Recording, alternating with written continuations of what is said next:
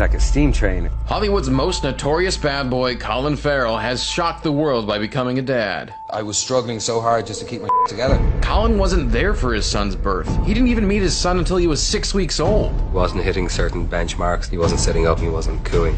All my newborn son needed was a 26-year-old pisshead best friend. Colin Farrell has quite a reputation for excess. Rumours about his numerous Hollywood hookups. Angelina Jolie and Colin Farrell, could they be Hollywood's hot new couple? Must have been wild, the two of you together. We're the tabloids' friends. But Angelina's left her bad girl ways behind to become a better mom. It's a different kind of relationship, different kind of love. I would die for my son. Having a kid changes you. No, it doesn't. I think a mother's love is strangling in its purity and its heaviness. Colin Farrell gets a brutal wake-up call revealing his son's devastating diagnosis.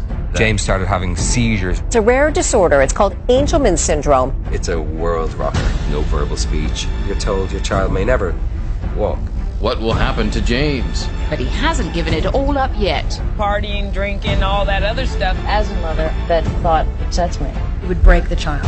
What is wrong with you? Will Colin change before it's too late? I just couldn't stop.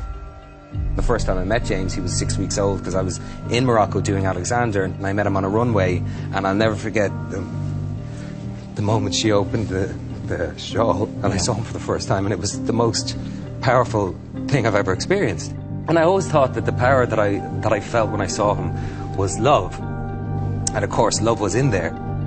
But I wasn't in any condition at the time to take care of another human being. I thought all my newborn son needed was a 26-year-old pisshead best friend. By the time he became a dad, Colin had already earned the reputation of being Hollywood's bad boy. Basically, I'd been fairly drunk or high since I was 14. It's estimated that Colin drinks 3 bottles of whiskey, 12 bottles of wine, 60 pints of beer, and 280 cigarettes a week. When I was a late teen, I got brought in for questioning as a suspect in an attempted murder. I had a blackout that night. I was terrified. Thankfully, a friend of mine had kept a journal that particular night and that particular time. We were at a party the other side of town. But one of his co-stars saw past the bad boy to his real potential. Must have been wild, the two of you together. Everybody in the film is considered the odd man out. We're the tabloids' friends. You're a couple, I've read. I became his mom. I saw how hard he was working. He's not arrogant, he's not greedy, he's not selfish. So there seemed to be a bit of a frisson between your two characters, which was a bit disturbing, seeing as you were mother and son. And I, as a mother, can't imagine that. Because Angelina had just changed for her own son. He had a little rebellious past. When I was younger, I thought, oh God, I couldn't be somebody's mother. I was questioning whether, with my tattoos and my darker side, whether that same person could also be one day a wife and a mother. Angelina Jolie adopts her first son named Maddox. He's maybe a mom. It's touched into that side of me that is really nurturing and centered and really clear. But even with Angelina's example, Colin wasn't ready to change. Colin Farrell admits to being so hungover on set that it took him 56 takes to say one line. I would die for my son.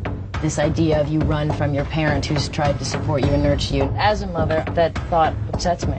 I think a mother's love, as wonderful as it is strangling in its purity and its heaviness. Colin wasn't fully present, but even he could see something was wrong with James. We noticed with James at the age of about 7 or 8 months, he wasn't hitting certain benchmarks. He wasn't sitting up, he wasn't crawling, he wasn't cooing. James started having seizures really early. Terrified, Colin took James to the doctor. It was actually when a doctor saw how happy he was like, does he always smile this much? And I went, yeah. And he went, does he like water? And we said, obsessed with water. And he said, has it been tested for Angelman? I said, no. And they tested him, and that was it.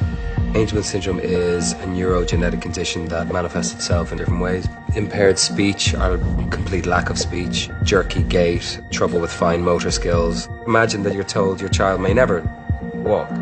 It's a world rocker. I wept. Colin let his fear for James overwhelm him.